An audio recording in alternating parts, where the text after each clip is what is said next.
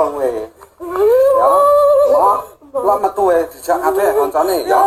Metu. Ya mati kabeh lho. Ora apa-apa. Iki lho kok tak disukuki. Ora kenapa.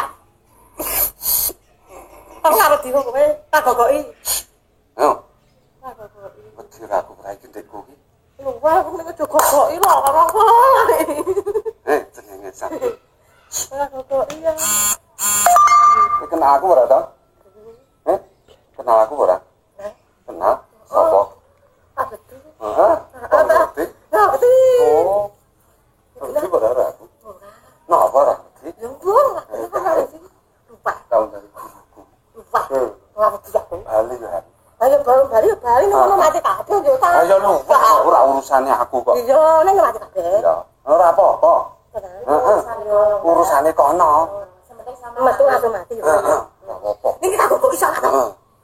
Iso kok.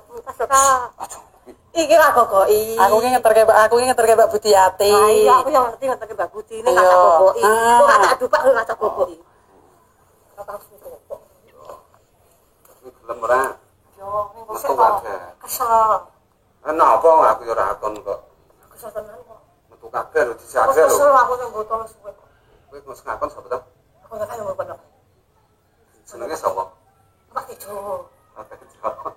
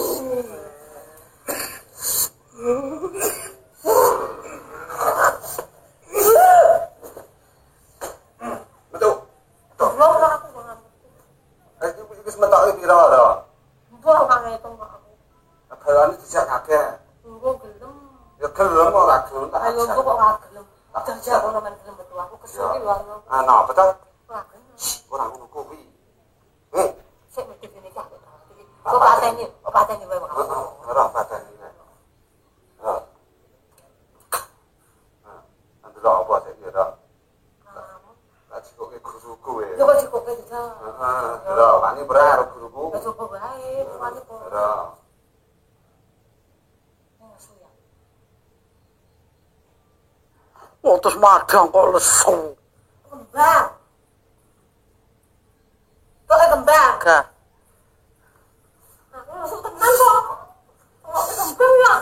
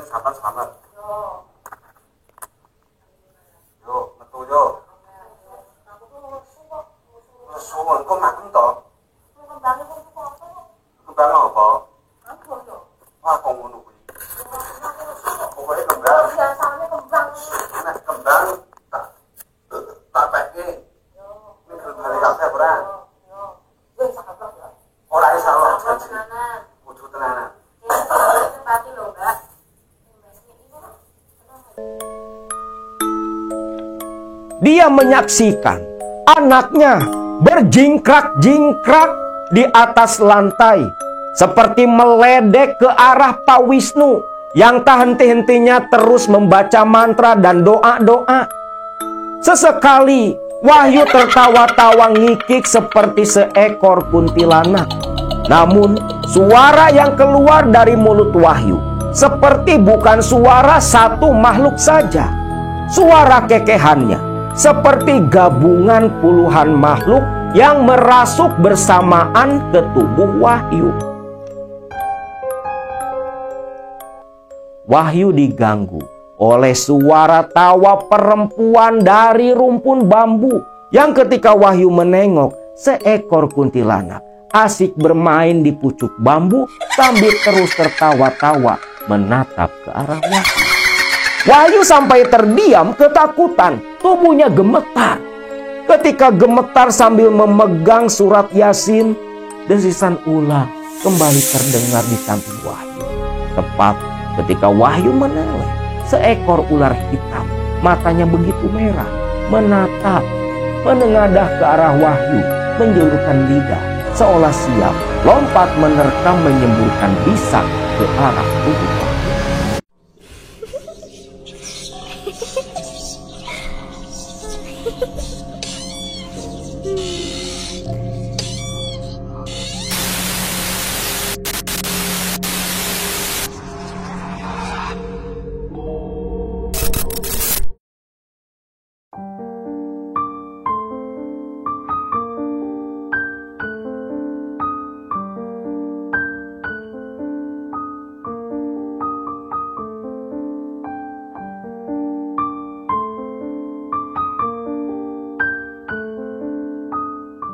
Assalamualaikum warahmatullahi wabarakatuh. Salam sejahtera buat kalian semua Baraya KMS dimanapun berada.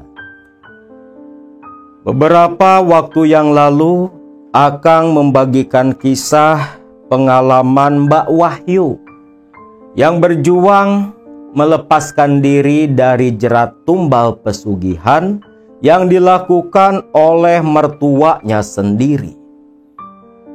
Di video yang sebelumnya, selepas Wahyu waktu itu selesai ritual dari sendang jimbung, Wahyu yang sudah merasa bebas dari jerat tumbal yang mencengkram jiwanya, dia begitu merasa tenang. Namun ternyata hanya selang beberapa minggu, Wahyu malah bermimpi buruk kembali. Mimpi dikejar makhluk-makhluk yang begitu mengerikan. Muncul sudah berada di pinggiran pantai dan malah dia menyaksikan Haji Jana, suaminya Karyo, dan almarhum ibu mertua yang mengatakan kalau Wahyu akan mati menjadi tumbal mereka. Saat itu Wahyu terbangun dari mimpi buruk yang dia alami. Dengan napas yang tersengal, hati berdebar ketakutan. Lantas Wahyu pun berlari keluar dari kamar, membangunkan ibu dan bapaknya. Ibu dan bapak Wahyu tentunya begitu panik mendengar mimpi buruk anak mereka. Mereka bertanya-tanya, mengira-ngira, bukankah ritual pelepasan tumbal sudah selesai dilakukan di Sendang Jimbung, Klaten sana? Namun Wahyu merasa curiga kalau sepertinya ritual dia di Klaten itu tidak membuahkan hasil sama sekali.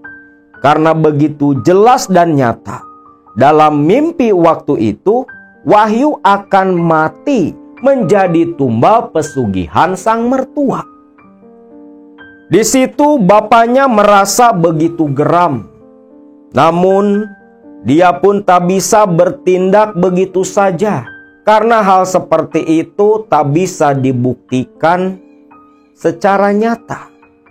Sampai akhirnya, seolah memang sudah dalam takdir yang maha kuasa, sekitar jam 8 pagi, Pak Pepen ada menghubungi Wahyu dan meminta Wahyu untuk lekas datang ke Wonosari, ke Gunung Kidul tempat tinggal Pak Pepen. Yang dimana Pak Pepen berkata, kalau ritual di Jimbung itu belum ditutup secara sempurna. Wahyu mendengar itu merasa wajar, pantas saja. Tak kira sudah selesai. Ternyata memang belum pikiran Wahyu saat itu.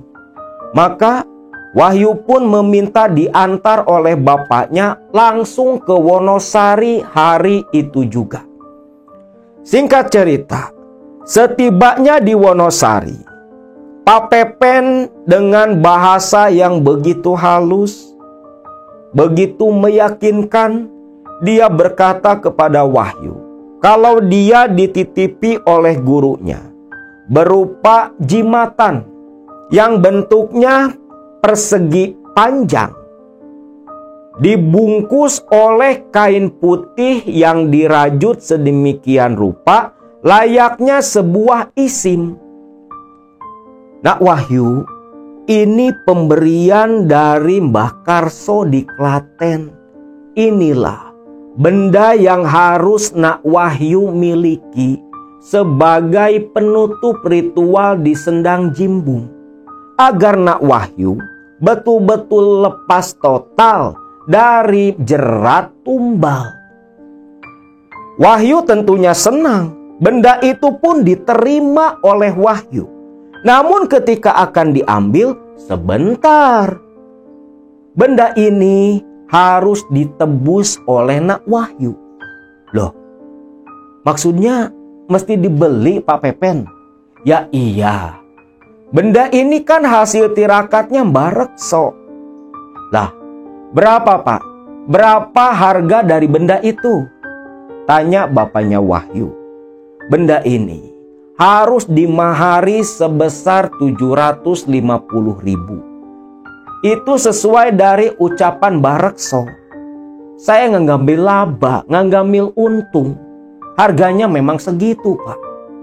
Ya wis lah, gak apa-apa Pak. Yang penting anak saya betul-betul lepas. Lalu benda itu pun dibayar oleh bapaknya Wahyu, 750.000 rupiah. Selepas itu, kain putih persegi panjang yang berbau minyak wangi, Wahyu masukkan ke dalam tasnya. Mereka berdua pun pamitan dari rumah Pak Pepen. Namun ternyata sepulangnya mereka berdua kembali ke Magelang, malam harinya Wahyu memimpikan mimpi yang sama seperti yang semalam, tak jauh berbeda.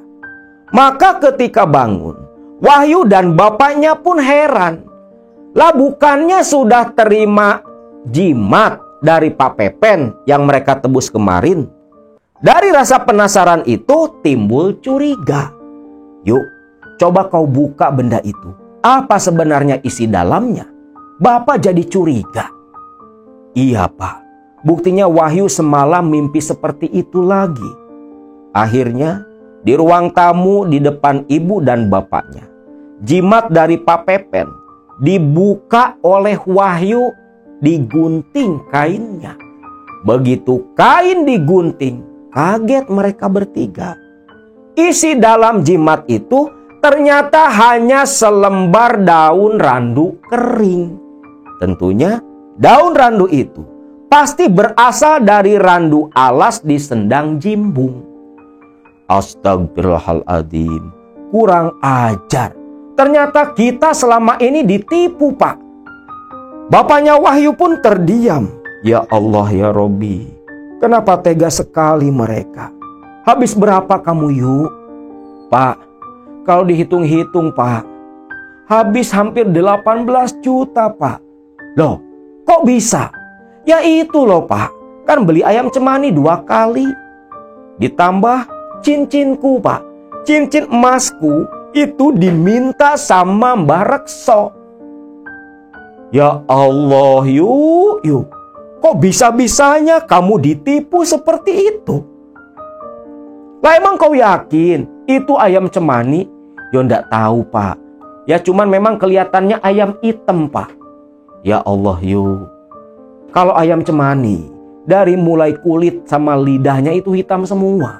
Bukan cuman bulunya. Itu yang kamu lihat. Dulu ayam seperti apa? Yo kayak ayam kampung biasa Pak. Cuman bulunya yang hitam. Astagfirullah, yuk. Kena tipu kita. Aduh, lantas gimana Pak? Ya wis, mau gimana lagi? Nasi dah jadi bubur. Gak mungkin kita tuntut mereka. Wahyu pun akhirnya hanya bisa pasrah. Pasrah akan nasib. Namun terlihat bapaknya seperti yang sedang berpikir keras. Sampai akhirnya keheningan itu pecah.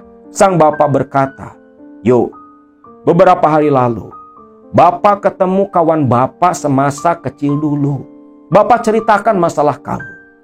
kata beliau, ada orang sakti di daerah Serumbung. Kalau kamu mau, Bapak antar kamu ke sana, biar kamu diobati sama beliau. Wahyu pun mendengar itu sebenarnya agak ragu. Pak, Wahyu takut, Pak. Wahyu takut kita kena tipu lagi seperti sama Pak Pepen. Ya kita coba saja dulu yuk. Kalau memang nanti masuk akal, kita teruskan. Tapi katanya, orang ini bukan orang Muslim. Beliau orang Hindu. Ya enggak apa-apalah Pak, kita kan berobat. Bukan mau ikut agama mereka. Yowis, kalau gitu, nanti kita berangkat ke sana sama-sama. Bapak yang akan antar kamu langsung, biar kamu nggak ketipu seperti yang kemarin. Iya Pak, Wahyu juga sudah ndak punya uang Pak. Wahyu minta maaf, malah jadi ngerepotin Bapak. Sudahlah, ini tanggung jawab Bapak selaku ayahmu. Akhirnya, tanggal 20 bulan Oktober 2021 saat itu, Wahyu dan bapaknya Junaedi langsung berangkat menuju ke daerah Kecamatan Serumbung. Kecamatan yang berbeda dengan tempat tinggal Wahyu, masih di daerah Magelang juga. Namun yang mereka datangi adalah seorang praktisi dari agama lain. Beliau menganut agama Hindu, namanya Pak Wisnu. Memang beliau dikenal sebagai seorang praktisi yang bisa membantu mengobati penyakit-penyakit non-medis. Singkat cerita, hari itu pun pasangan bapak dan anak ini bergegas menuju ke daerah Serumbung tempat tinggalnya Pak Wisnu. Setibanya di sana, mereka langsung beradu hadapan dengan Pak Wisnu sendiri yang kebetulan memang sedang tak ada tamu. Di situ, Pak Wisnu pun meminta foto suami dari Wahyu. Wahyu pun memberikan HP-nya. Ini Pak, ini foto suami saya, Mas Karyo. Lalu, Pak Wisnu malah menatap lekat ke arah foto dari Karyo. Mbak, ini suamimu. Sebenarnya dia juga dijadikan tumbal oleh bapak kandungnya sendiri. Loh, masa iya toh Pak? Benar, Bapak ndak bohong. Jelas sekali terlihat. Suamimu pun sama, dia dijadikan calon tumbal juga. Cuman untuk tahun ini, memang kamu yang akan diambil oleh Nyi Blorong yang dipuja mertuamu. Pak, ndak apa-apa kalau suamiku dijadikan tumbal bapaknya sendiri. Lawong saya Pak, datang kemari mau ngobatin diri saya Pak, bukan suami saya. Terserahlah Pak, mau besok mati pun saya tak peduli Pak. Loh, kok gitu? Jadi gini loh Pak Wisnu, anak saya ini selama menikah tak pernah dinafkahi, KDRT terus. Rencananya nanti selepas dia bebas dari tumbal, anak saya ini mau gugat cerai suaminya Pak. Oh, mau cerai. Ya sudah, kalau seperti itu, berarti nak Wahyu saja yang Bapak obati saat ini. Ya iya Pak, lawongkan saya datang ke sini mau berobat, bukan ngobatin suami saya. Jadi kesel si Wahyu nih. Ya sudah, kalau seperti itu, silakan Nak Wahyu bersuci dulu sesuai agama Nak Wahyu. Wahyu pun paham. Dia izin ke kamar mandi untuk mengambil air wudhu. Setibanya kembali Wahyu di ruang tamu, Pak Wisnu lantas membakar beberapa batang dupa. Wahyu disuruh duduk bersila di atas lantai, beralaskan tikar daun pandan. Wahyu menurut, duduk bersila dia di sana. Waktu itu ditemani oleh sang bapak dan beberapa orang laki-laki keluarga dari Pak Wisnu. Karena Pak Wisnu merasa akan terjadi sesuatu yang hebat ketika masa pengobatan Wahyu. Saat itu, tepat jam 9 pagi, Wahyu duduk bersila diobati oleh Pak Wisnu. Lalu Pak Wisnu memulai pengobatannya, menyentuhkan telapak tangan di embun-embunannya Wahyu, lalu membaca doa-doa agama yang dia anut, bercampur dengan bahasa Jawa seperti ajaran kejawen. Di situ Wahyu, pandangannya mulai gelap dan Wahyu sudah tak ingat apa-apa. Namun di alam nyata, Wahyu kerasukan waktu itu. Bahkan saking kuatnya sosok yang merasuk ke dalam tubuh Wahyu, ketika Wahyu meronta, dia sampai dipegangi 4 orang termasuk bapaknya, itu semua terpental oleh tenaga dalam dari makhluk yang menguasai tubuh Wahyu. Pak Wisnu sampai kerepotan sendiri. Bahkan menurut cerita dari bapaknya Mbak Wahyu, Pak Juned saat itu, dia menyaksikan anaknya berjingkrak-jingkrak di atas lantai, seperti meledek ke arah Pak Wisnu yang tak henti-hentinya terus membaca mantra dan doa-doa. Sesekali Wahyu tertawa-tawa ngikik seperti seekor kuntilanak. Namun suara yang keluar dari mulut Wahyu seperti bukan suara satu makhluk saja. Suara kekehannya seperti gabungan puluhan makhluk yang merasuk bersamaan ke tubuh Wahyu. Di situ Pak Wisnu betul-betul kerepotan. Bahkan ketika mendekat ke arah Wahyu, Pak Wisnu sampai terpental mundur, seolah didorong oleh sesuatu yang tak kasat mata, disertai tawa Wahyu yang terus bersuara meledek Wisnu sampai sesekali memunggungi dan menggoda Wisnu dengan ledekan pantatnya Wahyu. Yo bayangin, praktisi diledek seperti itu. Pak Wisnu pun kan manusia, timbullah di situ amarahnya. Dia bentak sosok yang merasuk kepada Wahyu sampai tawanya terhenti, berbalik, lantas melotot ke arah Pak Wisnu. Tatapan mata dari Wahyu seperti yang begitu penuh amarah. Tangannya mulai kaku seperti cakar seekor binatang. Digerakkan, mendekat seperti ingin menyerang, mencakar dan mencekik si Pak Wisnu. Di situ Pak Wisnu sampai mundur seperti orang yang ketakutan. Melihat kejadian yang seperti itu, Pak Juned, bapaknya Wahyu, dia kebingungan. Lantas Pak Juned pun berusaha membaca doa yang dia tahu. Saat itu Pak Juned membaca ayat kursi, Al-Falaq, An-Nas, dan Al-Ikhlas beberapa kali, terus diulang-ulang. Ketika Wahyu yang penuh amarah mendekat ke arah Wisnu, dia pun lantas terdiam, menoleh ke arah Juned, bapaknya Wahyu. Pandangannya bukan pandangan menantang, tapi seperti pandangan yang ketakutan. Di situ, melihat gelagat yang aneh, Pak Juned timbul keberanian. Dia menunjuk ke arah Wahyu anaknya, yang dimaksud adalah makhluk yang merasuk ke tubuhnya. Pak Juned dengan bentakan yang begitu kuat, dia bertanya, siapa yang merasuk ke tubuh anaknya? Dan utusan siapa sampai tega berbuat seperti itu? Lalu, sosok yang merasuk ke tubuh Wahyu mengendalikan Wahyu mundur ke belakang sampai mepet ke dinding. Sedangkan Pak Juned lantas mendekat sambil terus membaca ayat kursi.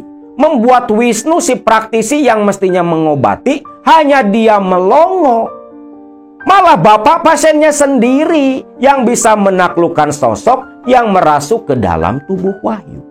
Dan disitulah makhluk yang merasuk ke tubuh Wahyu, dia mengaku kalau dia memang diutus oleh Haji Jana, majikannya di mana dia adalah utusan Blorong yang selama ini mendampingi Haji Jana bertugas untuk mengambil calon tumbal-tumbalnya. Tak sampai di situ saja. Ini makhluk nyerocos. Dia bilang, kalau Haji Jana yang punya usaha warung soto, dia sebutkan kalau tetangga warung sotonya, yang memang di situ tak jauh ada sebuah warung bakso yang selalu ramai juga, itu masih satu perguruan dengan Haji Jana, yang maksudnya masih satu pesugihan pula. Dan yang lebih membuat Junaid kaget terbelalak tak percaya, ternyata si pemilik warung bakso itu adalah salah satu besan dari Haji Jana sendiri. Besan dari anak bungsu Haji Jana. Tentunya Pak Junaid terkejut bukan main. Pantas saja. Besan dari Haji Jana, si pemilik warung bakso itu, adalah pengikut Nyi Blorong juga. Sama-sama dengan Jana muja di Gua Langse. Selepas nyerocos seperti itu, sosok yang merasuk ke dalam tubuh Wahyu, dia berkata, kalau Wahyu tak lama lagi akan mereka bawa. Dan selepas mengatakan itu, Wahyu pun langsung jatuh pingsan tak sadarkan diri, pertanda makhluk yang merasuk sudah keluar dari tubuh Wahyu. Lantas di situ, Pak Junaid langsung bergegas mendekat ke arah tubuh anaknya. Dia guncang-guncang tubuh Wahyu. Wisnu mendekat, membaca doa dalam agamanya. Yang tak lama, Wahyu pun mulai siuman. Singkatnya, selepas siumannya Wahyu, Wahyu pun dibawa kembali duduk di ruang tamu. Dan di situ, Pak Wisnu berkata, kalau yang merasuk ke dalam tubuh Wahyu itu adalah kuntilanak yang berjumlah 40 orang. Gak kebayang. 40 ekor kuntilanak merasuk bersamaan. Itu kata Pak Wisnu. Sedangkan Pak Junaid mendengar itu, dalam hati dia hanya meledek. Masa iya 40 kuntilanak? Lah kuntilanak dari mana? Namun akhirnya karena memang jelas si Pak Wisnu ini angkat tangan tak sanggup mengobati Wahyu. Akhirnya Wahyu dan bapaknya pun pamitan. Ketika mau memberikan amplop kepada Pak Wisnu tolak. Yo jangan toh Pak, malu aku Pak. Lawang dia takutnya kan sama bapak, aku malah kejungkel. Aku mental Pak. Wis, ndak usah Pak. Cari orang lain saja sing bisa ngobatin anak bapak. Terima kasih Mas, kalau memang seperti itu. Kami berdua pamit dulu, ucap Junaid. Junaid dan Wahyu pun akhirnya pamitan pulang kembali ke Magelang. Waktu itu Wahyu, dia kesurupan dari jam 9 sampai jam 3 sore. Maghrib, sampailah mereka di Magelang di tempat tinggal Wahyu. Karena sepanjang jalan, beberapa kali Wahyu mengeluh, badannya terasa sakit, kepala begitu pening, sampai pandangannya berkunang-kunang. Makanya beberapa kali mereka berdua istirahat menepi, menunggu kondisi tubuh Wahyu kembali stabil.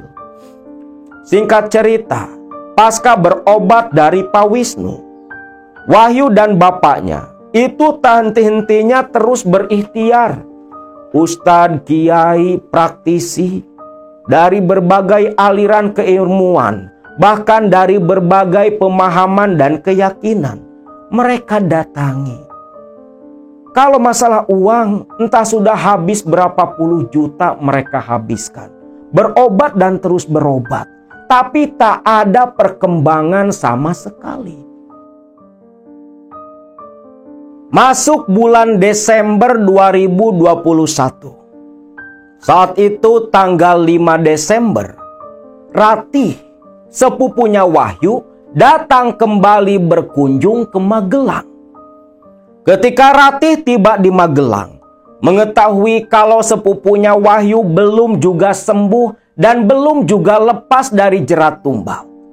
Akhirnya Ratih mengajak Wahyu pergi ke daerah Genteng, perbatasan Kecamatan Pakis Magelang, untuk menemui seorang praktisi yang bernama Pak Bladu. Di mana Pak Bladu adalah seorang praktisi yang pernah mengobati kasus yang sama seperti yang menimpa Wahyu. Itu pun Ratih ketahui dari salah satu klien di tempat kerja. Mendengar itu, Wahyu pun begitu senang. Karena selepas dari Pak Wisnu, dia nyari-nyari praktisi berobat sana-sini, semua angkat tangan tak sanggup membantu Wahyu. Lalu akhirnya, tepat tanggal 7 Desember, Wahyu dan Ratih langsung berangkat ke Genteng. Waktu itu berangkat dari Magelang sekitar selepas maghrib. Tiba di daerah Genteng di rumahnya Pak Bladu, itu tepat jam 8 malam. Nah di situ, Pak Bladu bertemu dengan Wahyu. Wahyu berkonsultasi, mengatakan semua keluhannya tentang dirinya yang dijadikan tumbal oleh mertuanya sendiri. Pak Bladu pun terdiam, mengangguk-angguk paham. Lantas dia berkata, "Baik, Bapak sudah paham. Memang ini pesugihan dari Gua Langse. Mertuamu itu muja ke Nyi Blorong." "Iya Pak, memang mertua saya muja ke Nyi Blorong Pak. Dan semua praktisi yang didatangi pun berkata hal yang sama. Lantas bagaimana Pak? Apa Bapak bisa membantu mengobati saya Pak?" "Insya Allah, kita ikhtiar saja. Sing penting kita harus yakin, tak ada kekuatan di atas kekuasaan Allah. Kita percayakan semuanya kepadanya. Tunggu sebentar, Bapak izin dulu," ucap Pak Bladu. Ratih dan Wahyu pun hanya tersenyum mengangguk saja. Dalam hati mereka berdua yakin, lewat Pak Bladu inilah Wahyu pasti bisa lepas dari tumbal pesugihan. Pak Bladu pamitan kepada mereka berdua, terlihat ke dapur mengambil air wudhu lantas masuk ke dalam kamar. 1/4 jam kemudian, Pak Bladu pun keluar. Subhanallah, astagfirullah. Ini memang betul-betul kuat. Terus terang saja Nak Wahyu, di tahun inilah Nak Wahyu rencananya akan diambil oleh mereka dengan berbagai cara. Salah satunya lewat penyakit yang tumbuh di belakang pundak Nak Wahyu. Loh, maksud Bapak? Nak Wahyu, yang namanya jin pesugihan mengambil tumbal itu tak selalu seperti dalam cerita-cerita kejadian di masa lalu. Ada kalanya mereka menanam benih penyakit di tubuh calon tumbal mereka. Jadi ketika mati, tak akan ada pikiran ke arah sana karena ada riwayat penyakit medisnya. Itulah Nak Wahyu yang terkadang membuat para korban tumbal tak sadar kalau dirinya dijadikan tumbal oleh para pemuja setan. Oh, seperti itu Pak. Iya, seperti itulah yang terjadi di masa saat ini. Untuk sekarang, Nak Wahyu, silahkan tunggu sebentar di sini. Bapak akan siapkan dulu segala sesuatu untuk keperluan pengobatan Nak Wahyu. Singkat cerita, Pak Bladu kembali datang ke ruang tamu, membawa sebotol air putih. Lantas di ruang tamu, Nak Wahyu waktu itu disuruh duduk bersila di atas tikar di lantai ruang tamu Pak Bladu. Ditemani anak-anak Pak Bladu, Ratih, dan seorang tetangga yang sering membantu Pak Bladu ketika ada tamu. Di situ Wahyu pun langsung diobati, diruqyah oleh Pak Bladu. Nah, ketika sedang diruqyah oleh Pak Bladu, Wahyu merasa sekujur badannya panas terbakar dari dalam keluar. Seolah di dalam tubuh Wahyu ada segumpal api yang menyala dan membesar. Wahyu merintih-rintih kesakitan. Aduh, panas, panas Pak. Aduh Pak, panas Pak, panas, ucap Wahyu. Dan seketika Wahyu tubuhnya mulai menegang. Pak Bladu terus membaca doa-doa ayat-ayat suci Al-Quran. Wahyu menjerit melengking menengadah ke atas. Pandangan matanya mendelik. Kornea hitam tak terlihat dalam pandangan. Hanya putih bola mata Wahyu. Rati sampai mundur ketakutan melihat Wahyu yang seperti itu. Di situ Wahyu meronta-ronta. Seperti di kediaman Pak Wisnu. Langsung dipegangi oleh anak-anak Pak Bladu. Bahkan jeritan Wahyu yang begitu kencang. Di rumah Pak Bladu yang memang cukup padat, membuat para tetangga berhamburan keluar dan malah menonton Wahyu yang sedang diobati Pak Bladu. Lah di situ, Wahyu terus meronta berteriak melawan ke Pak Bladu. Namun Pak Bladu ini dia tak berhenti, terus membaca doa. Namun apa daya? Doa hanya tinggal doa. Makhluk itu malah silih berganti berdatangan merasuk ke tubuh Wahyu. Yang satu kalah masuk yang lain, selalu bergantian. Terkadang suara lelaki, ganti suara perempuan, ganti suara nenek-nenek. Bahkan terkadang hanya suara yang menggeram begitu saja. Melotot mencakar-cakar ke arah Pak Bladu yang mulai kerepotan. Lalu di situ Pak Bladu memberi isyarat kepada anaknya mengambil air di botol aqua. Yang ternyata air itu sudah dicampur oleh perasan air daun bidara. Air itu pun lantas dicipratkan ke tubuh Wahyu. Yang seketika Wahyu yang dirasuki menggelepar-gelepar kesakitan. Lalu Pak Bladu kembali mendekat. Wahyu berhenti meronta. Hanya matanya yang melotot tajam ke arah Bladu yang mengobati dirinya. Wahyu pun ditanyai, "Siapa? Siapa kamu? Dari mana asalmu?" Makhluk itu malah terkekeh tertawa.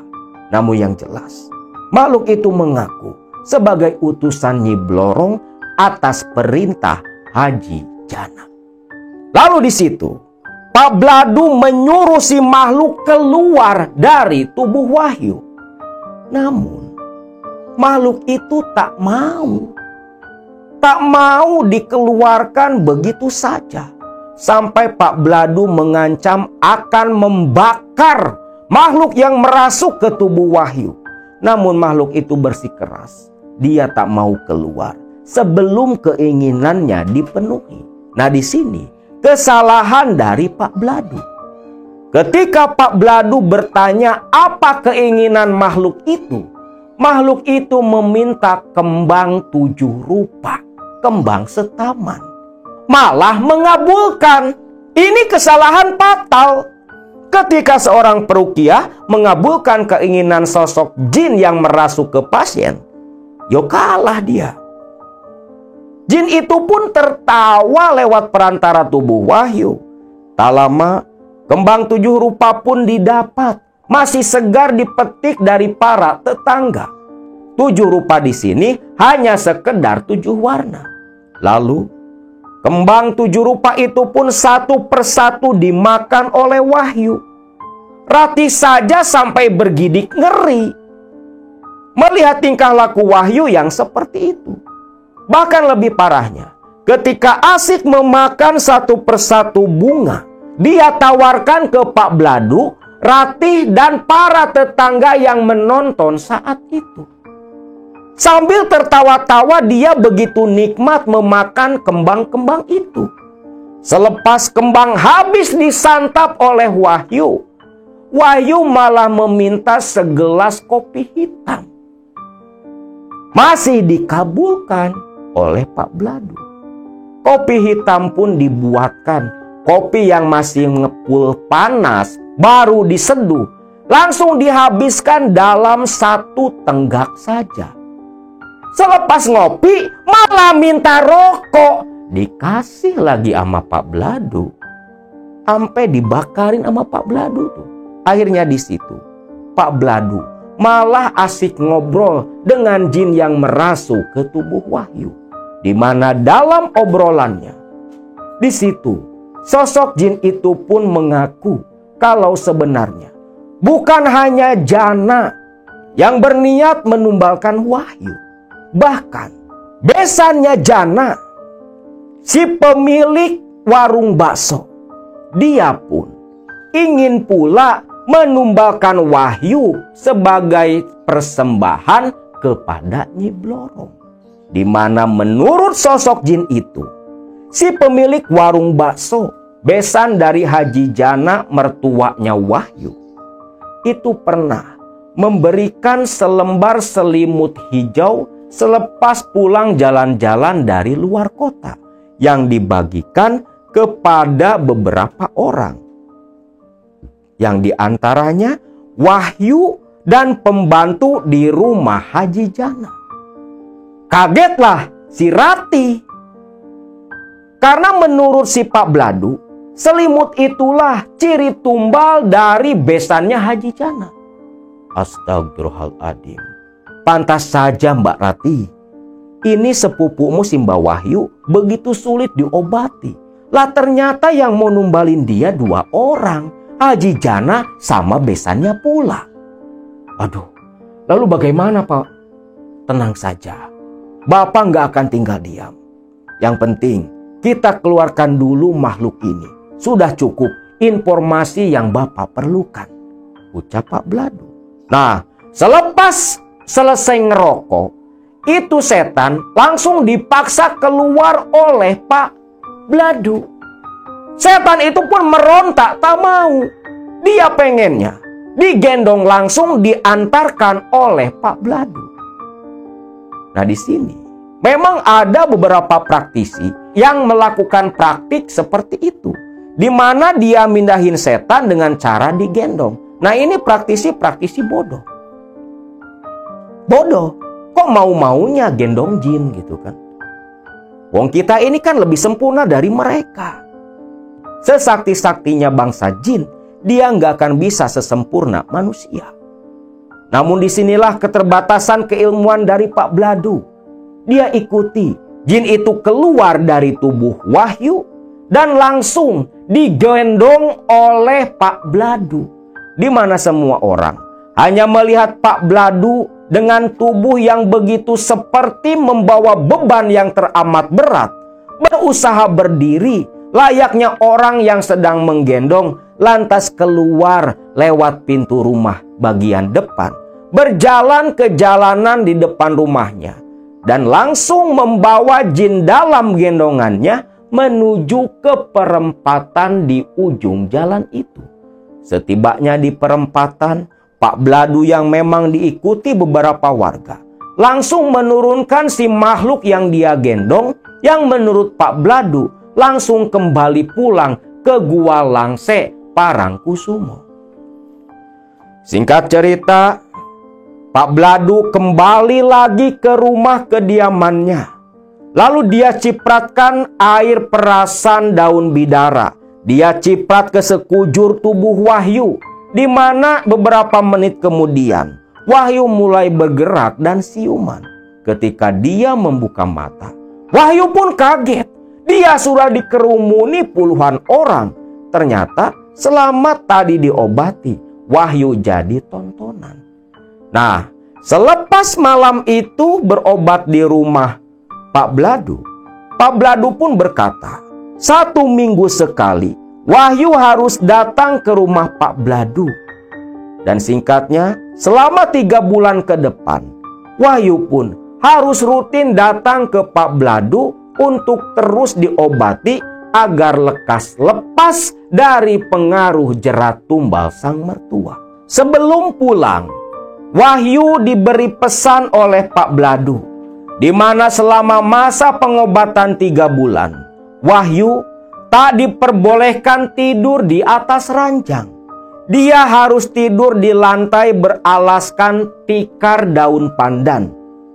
Sebenarnya secara medis, tikar daun pandan itu memang paling bagus sebagai alas tempat tidur. Ketika tikar daun pandan diletakkan di atas lantai, daun pandan itu bisa menyerap rasa dingin. Bahkan kalau tidur tak berbusana pun, di atas tikar daun pandan gak bakal yang namanya kena masuk angin. Hanya saja dikarenakan tikar daun pandan sering digunakan untuk jenazah, kita pun jadi gak mau, yang padahal tikar daun pandan itu warisan dari nenek moyang kita yang mempunyai khasiat tersendiri yang begitu alami. Gak perlu pakai jampi-jampi. Selepas itu, Wahyu dan Ratih pun pamitan pulang. Lalu 1 minggu kemudian, Pak Bladu menelpon Wahyu, di mana dia berkata akan datang ke rumah Wahyu untuk melakukan ritual pelepasan tumbal langsung di rumah Wahyu. Wahyu pun setuju, bahkan didorong oleh bapaknya untuk terus berobat ke Pak Bladu. Singkatnya, malam Jumat, Kamis sore Pak Bladu pun datang ke sana. Datangnya dia membawa seekor ayam putih, di mana ayam putih itulah yang akan dijadikan media untuk melepaskan tumbalnya Wahyu. Tepat jam 10 malam, Pak Bladu meminta izin meminjam musola di rumahnya Wahyu. Ayam putih hidup itu dia bawa ke dalam musola beserta dengan berbagai macam peralatan ritual, umbo rampe, minyak, dupa, dan sejenisnya, termasuk sebungkus garam kasar. Lalu di situ Pak Bladu pun mulai melakukan ritual. Hampir 1 jam lamanya Pak Bladu di dalam kamar musola. Selepas selesai, dibantu oleh Juned, bapaknya Wahyu, membawa ayam dan yang lainnya langsung keluar rumah tepat di depan pintu. Sesaji dari musola dibawa dan dipindahkan di depan pintu di ujung teras. Lalu di situ Pak Bladu meminta Juned untuk memegang sayap dan kaki ayam dengan pisau yang sudah diasah begitu tajam. Pak Bladu menyembelih, memotong ayam kampung putih itu di atas umbo rampe dan asap dupa, sampai darah ayam menetes mengucur, membasahi dupa yang menyala dan tepat berjatuhan di atas kembang 7 rupa. Selepas disembelih, ayam pun dilempar sekuat tenaga oleh Pak Bladu sampai jatuh di pinggiran jalan di depan rumahnya Wahyu. Ayam itu terus menggelepar-gelepar, dan anehnya, selama prosesi penyembelihan ayam, benjolan di belakang pundak Wahyu itu terasa berdenyut-denyut seperti diiris-iris, begitu perih. Seolah merasakan perihnya batang leher ayam yang tadi disembelih.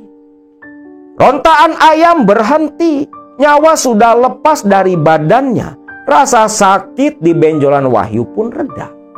Selepas itu, Pak Bladu berpesan kepada Pak Juned agar membuang kembang 7 rupa yang bercampur darah ayam bersama dengan ayam itu sendiri ke sungai yang langsung mengalir ke arah lautan, termasuk selimut pemberian dari besannya Haji Jana, yang katanya merupakan salah satu benda yang menjadi ciri tumbal.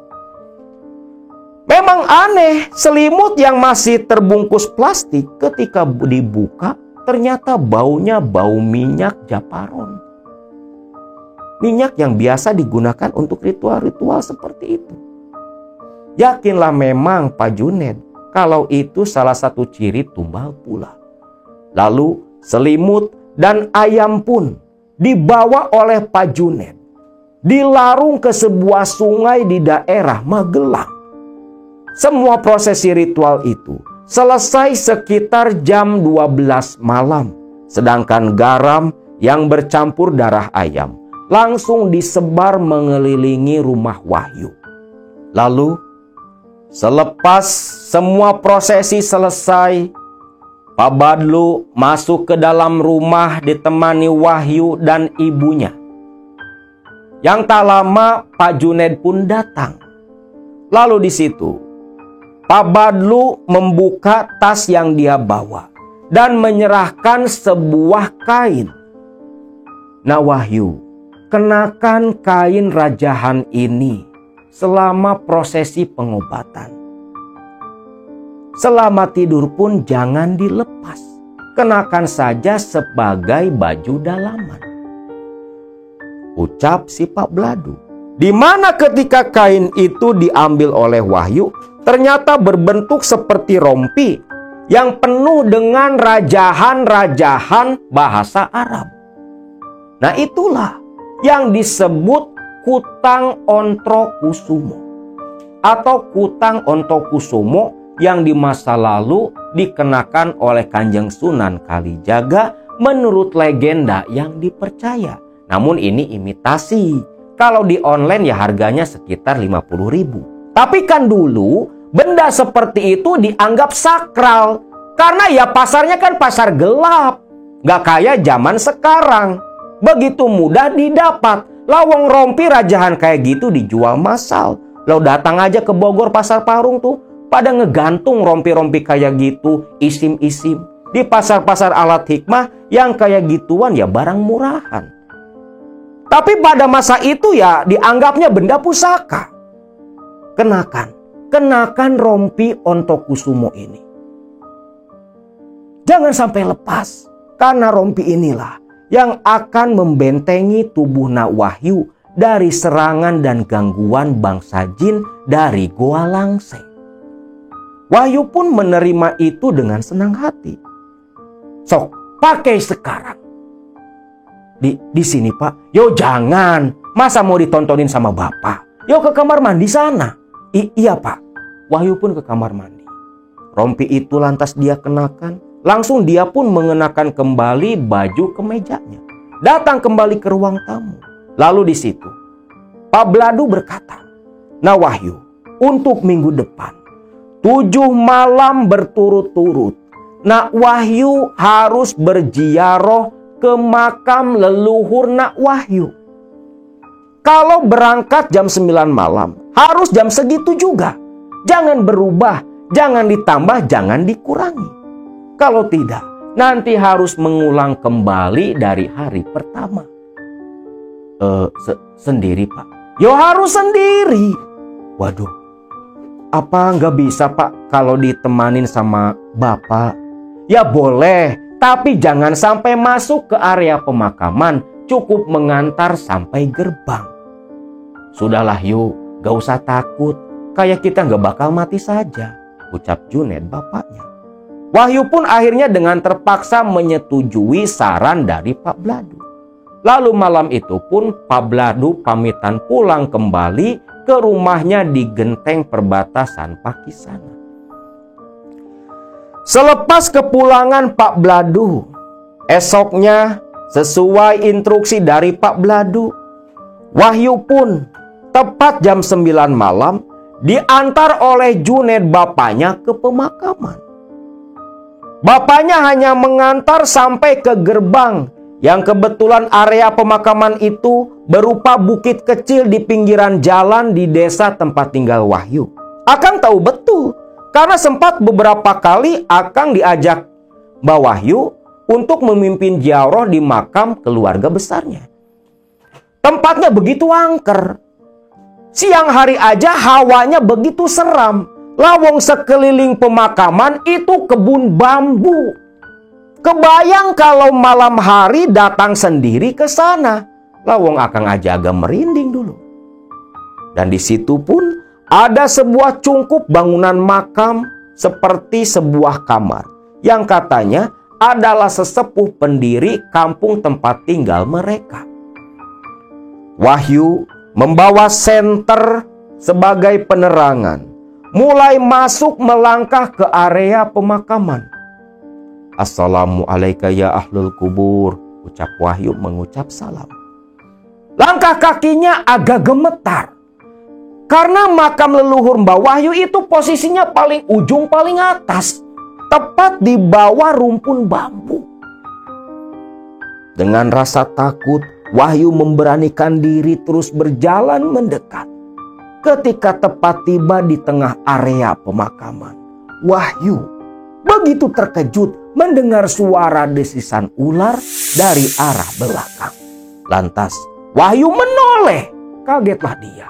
Ular hitam sebesar pergelangan tangan, seperti yang mengikuti di belakang Wahyu. Tubuh Wahyu gemetar ketakutan.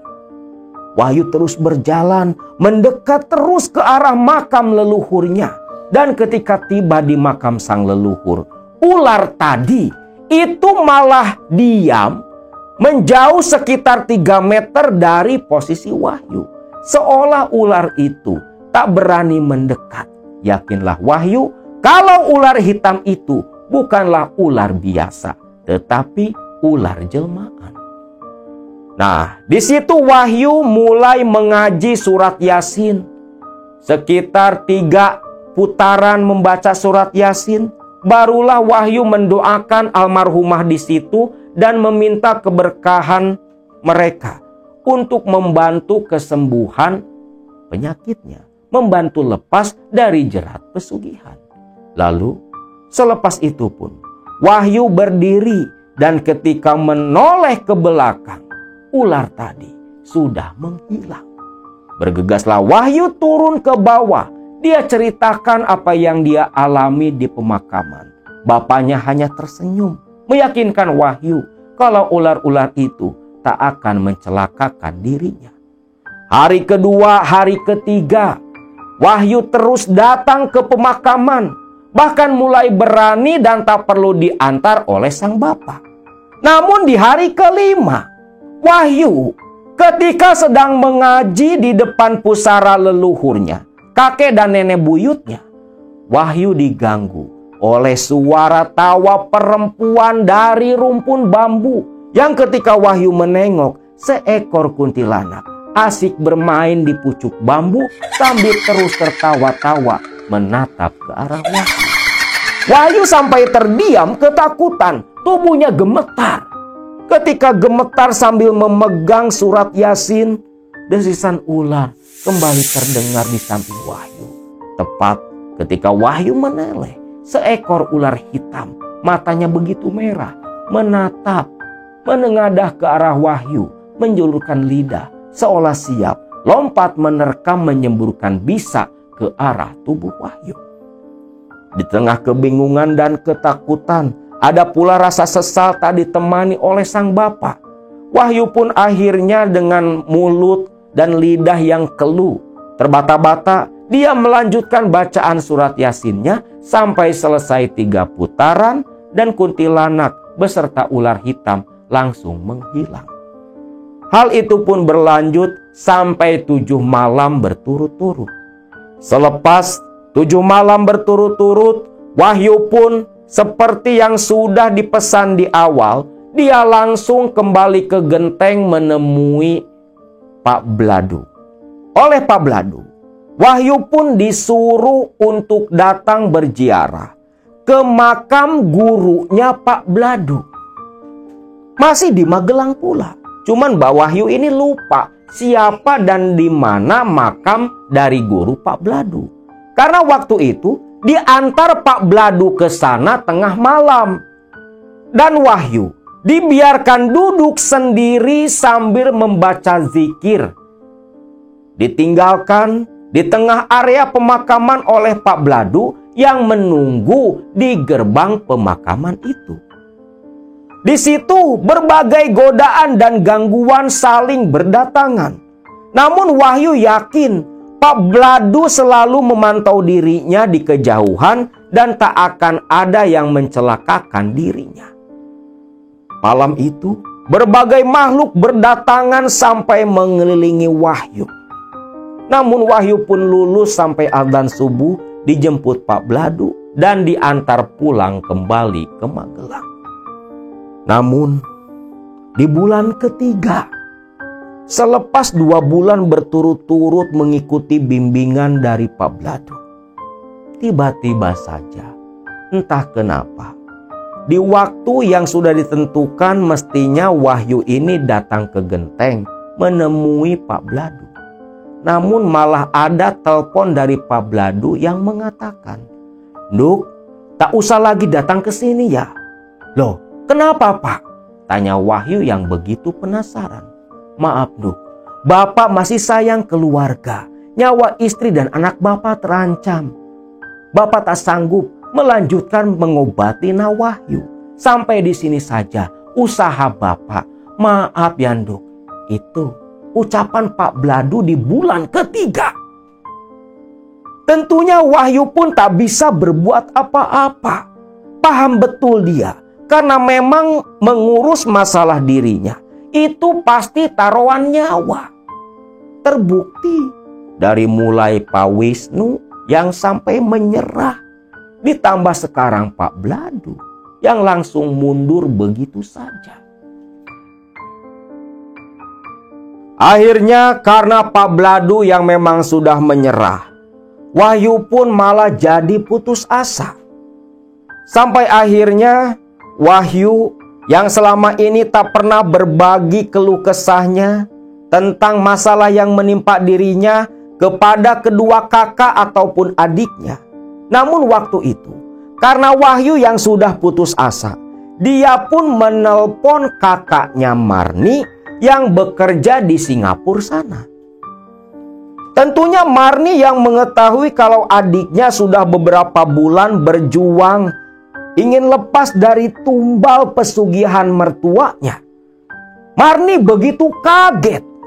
Bahkan dia memarahi Wahyu, memarahi ibu dan bapaknya karena menyembunyikan masalah sebesar itu. Wahyu pun hanya bisa meminta maaf.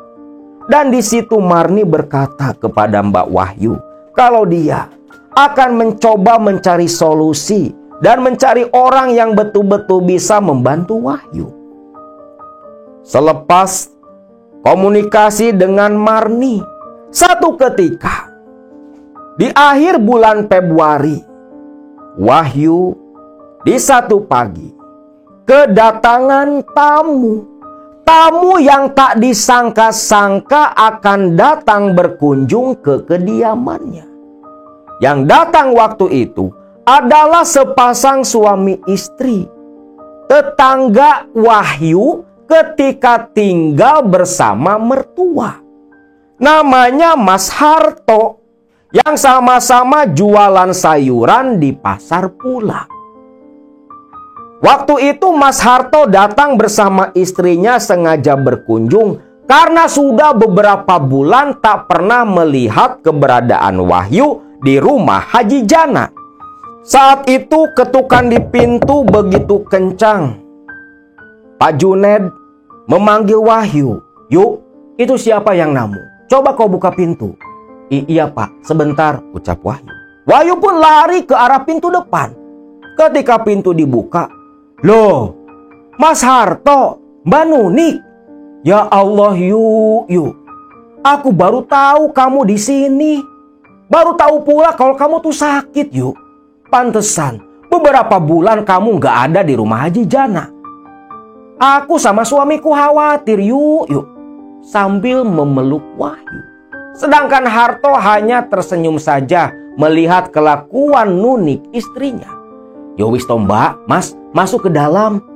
Ya, masuklah mereka berdua.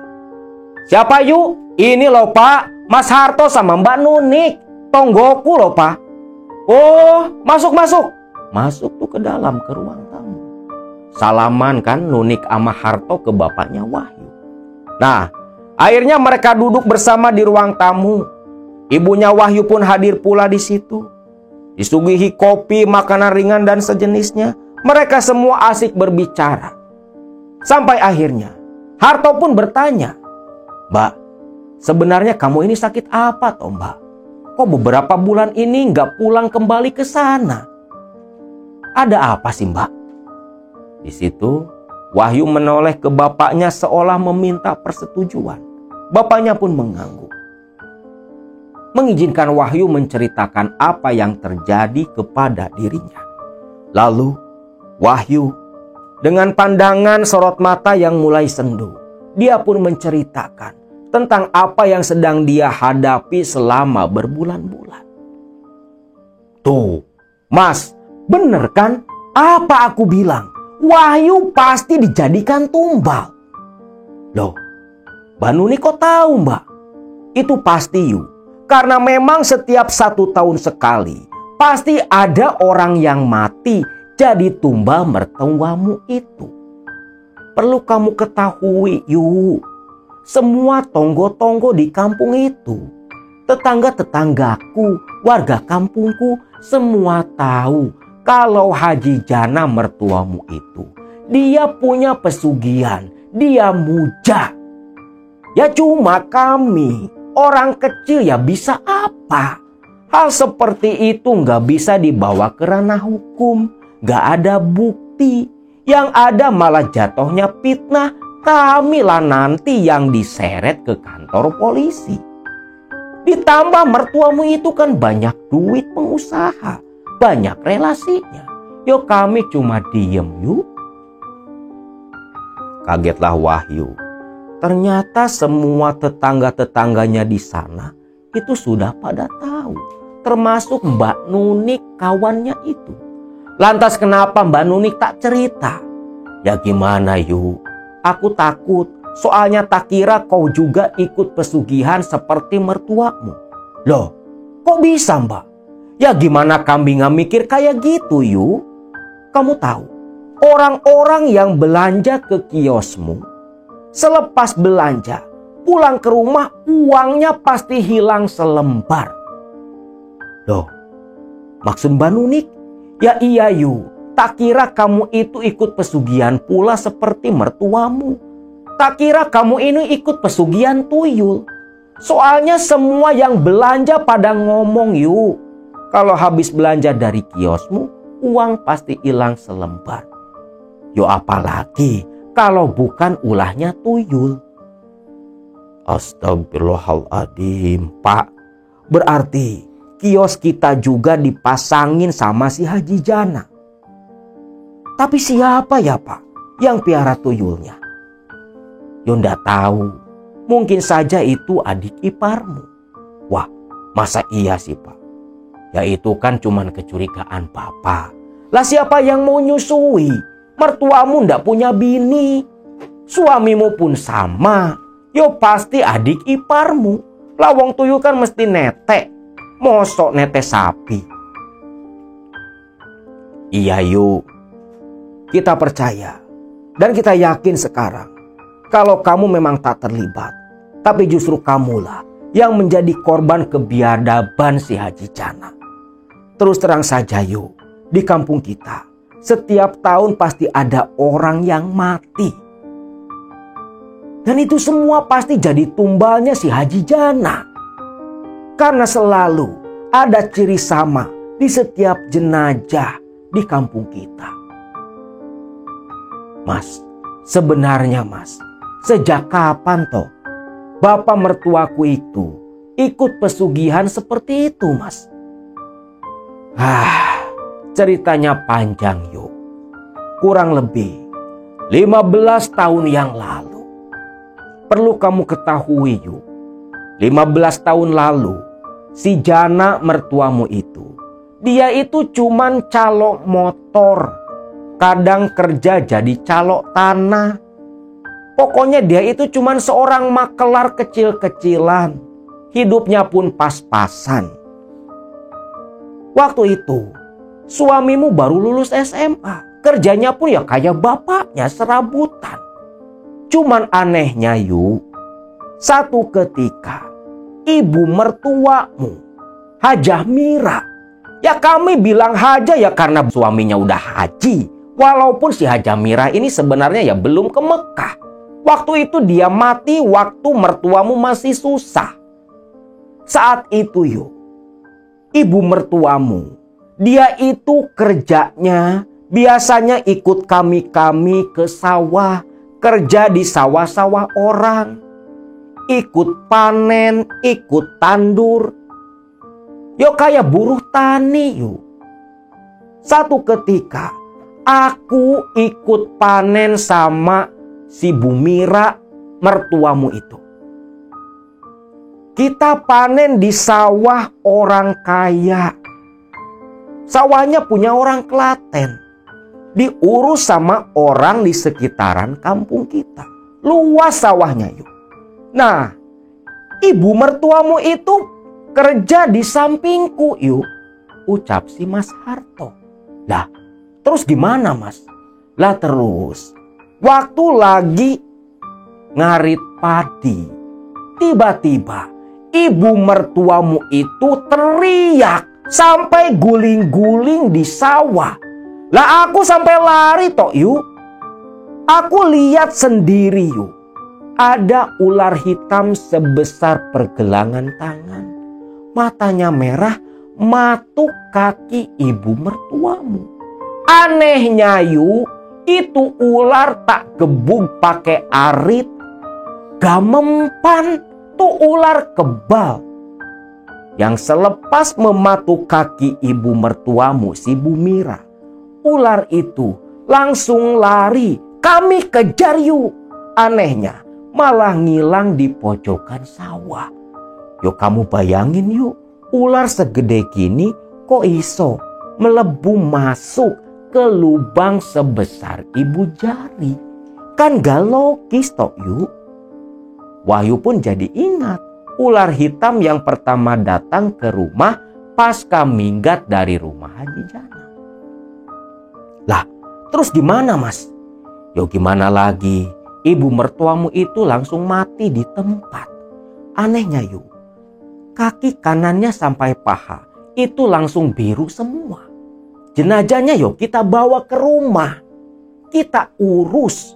Namun bapak mertuamu gak ada. Gak tahu lagi di mana.